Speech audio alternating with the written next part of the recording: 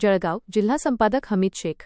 जळगाव स्थानिक गुन्हे शाखेने भुसावळमधील घरफोडीच्या घटनेचा अवघ्या 12 तासांत छडा लावला आहे. या प्रकरणात 3 आरोपींना अटक करण्यात आली असून त्यांच्याकडून 16,34,000 रुपये किमतीचे सोन्या चांदीचे दागिने आणि रोख रक्कम जप्त करण्यात आली आहे. भुसावळ येथील सुरेश नारायण शिंदे यांच्या घरी मे 31 रोजी घरफोडी झाली होती. आरोपींनी घराचे कुलूप तोडून ऐवज चोरून नेला होता. या गुन्ह्याचा तपास करण्यासाठी जिल्हा पोलीस अधीक्षक श्रीकांत धिवरे, अप्पर पोलीस अधीक्षक संदीप गावित आणि भुसावळ उपविभागीय पोलीस अधिकारी केदार बारबोले यांनी स्थानिक गुन्हे शाखेला सूचना दिल्या होत्या.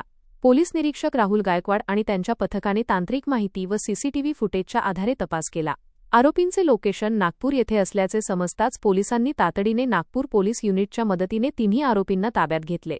या गुन्ह्याचा अधिक तपास सुरू आहे.